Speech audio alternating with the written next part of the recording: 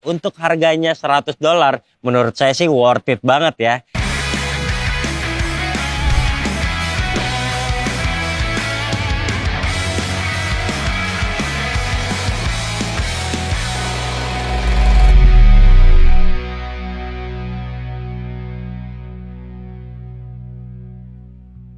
Katanya ini sepatu basket $100 paling enak saat ini. Kayaknya iya deh. Saksikan video reviewnya sampai selesai.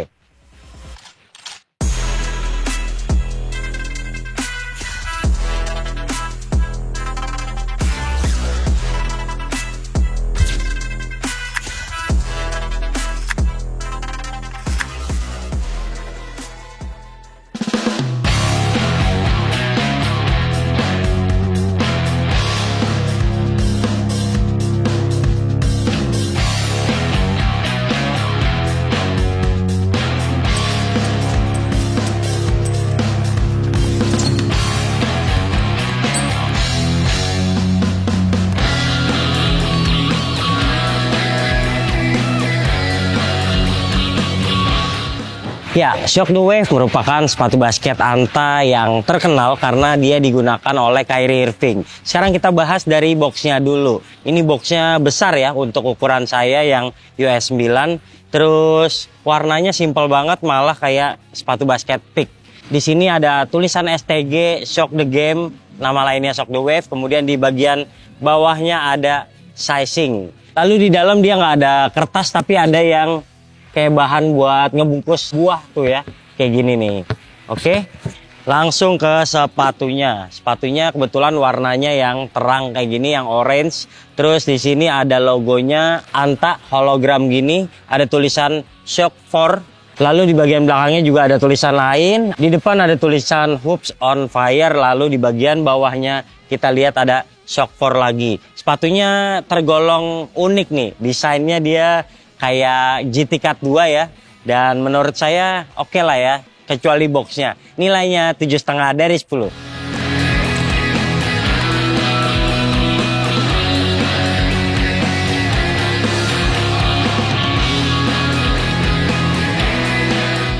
Sekarang ngomongin traksi. Jadi emang serinya Shock the Wave itu selalu terkenal punya traksi yang agresif. Sama juga nih kayak di seri ke-7 ini dia pakai pola herringbone yang bisa digolongkan. Ini salah satu traksi yang wah bergelombang banget ya.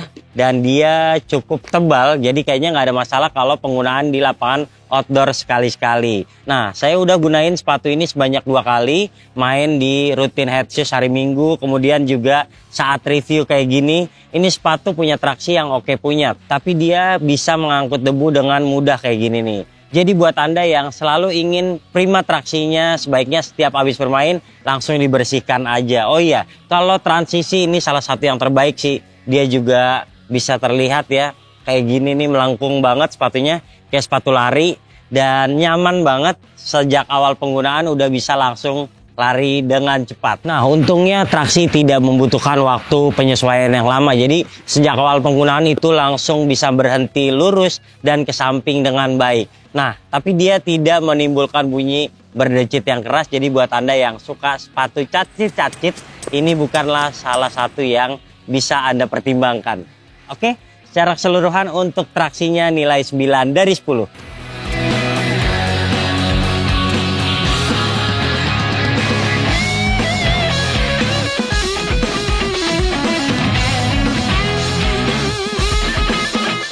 Ya, pertama kali saya melihat sepatu ini, saya kayaknya lihatnya kaku gitu ya. Terus juga memungkinkan ini sepatu keras. Mungkin juga rasanya kayak Shock the Wave 5 yang agak kaku di awal percobaan. Tapi dugaan saya salah, ternyata sepatu ini empuk banget.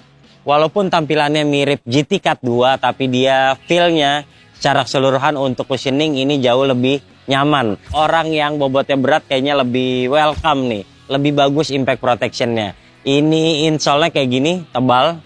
Dia juga empuk dan mudah dilepas kayak gini. Di bagian dalamnya Anda bisa melihat nih kayak gini.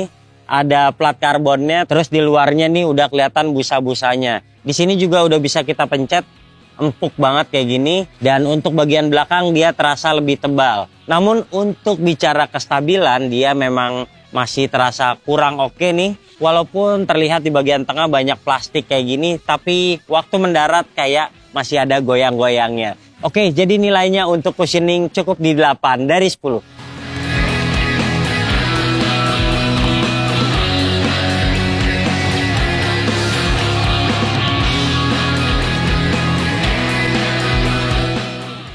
Nah, buat yang tertarik membeli sepatu ini, kemungkinan besar Anda akan membelinya online karena tidak masuk ke Indonesia. Jadi untuk sizing, saya sarankan pilih upsize sedikit karena sepatu ini ramping dan bahan atasnya butuh waktu penyesuaian. Jadi pilihan yang tepat adalah menyesuaikan kaki Anda. Kalau kaki Anda lebar, pilih aja upsize lebih banyak lagi.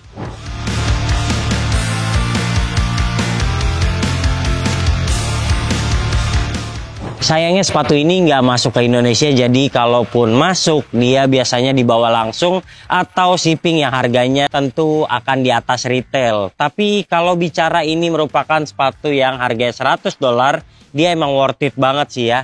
Bahan atasnya tuh kayak GT Cut 2. Butuh waktu penyesuaian, tapi dia untuk performance ini bagus banget. Udah 2 kali penggunaan ini langsung terasa melunak dan langsung menyesuaikan kaki Anda. Sementara untuk bahan atasnya sendiri ini keseluruhan banyak menggunakan mesh yang sudah dipanaskan. Ini banyak ventilasinya, tapi dia memang pas awal penggunaan itu kaku. Untungnya saya pilih upsize sedikit, jadi langsung nyaman. Sekarang kita bahas untuk pergelangan. Paddingnya bagus nih kayak GT Cut. Terus lidahnya juga cukup aja. Ini menyatu ya kayak gini. Sementara di bagian bawahnya ini banyak lubang ventilasi dan ini juga gampang untuk menyesuaikan geser kanan kirinya. Dan biasanya tuh kelemahannya kalau sepatu model kayak gini gampang rusak nih kolarnya kayak gini. Lanjut untuk talinya simple aja sama kayak Shock the Wave yang sebelumnya, tapi ini mudah diikat kencang. Dan kalau Anda ingin lebih kaku lagi untuk pergelangan di sini lebih kuat, Anda bisa masukkan ke lubang tali yang paling ujung kayak gini. Nah, sekarang kita lihat di bagian depannya banyak fuse overlay-nya untuk membuat lebih kaku lagi. Dan secara keseluruhan ini bahan atas biasa aja ya sebenarnya, cuma untuk performance lumayan oke. Nilainya 8 dari 10.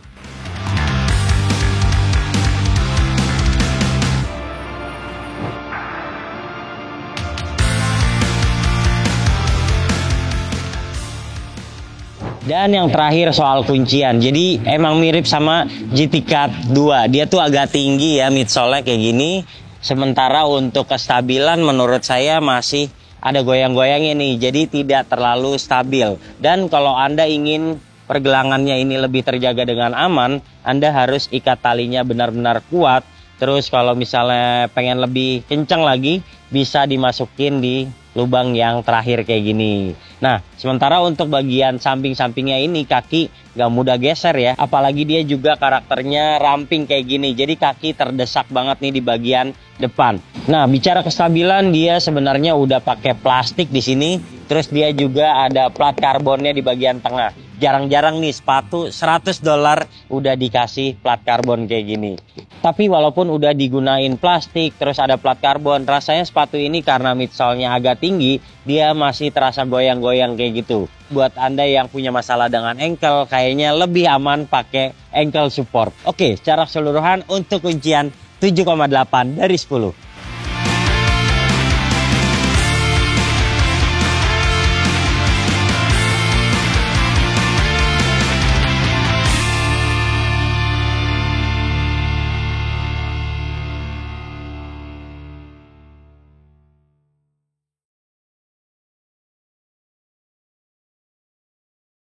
Well, ini merupakan sepatu basket yang pendek dan juga nyaman menurut saya. Untuk harganya $100, menurut saya sih worth it banget ya.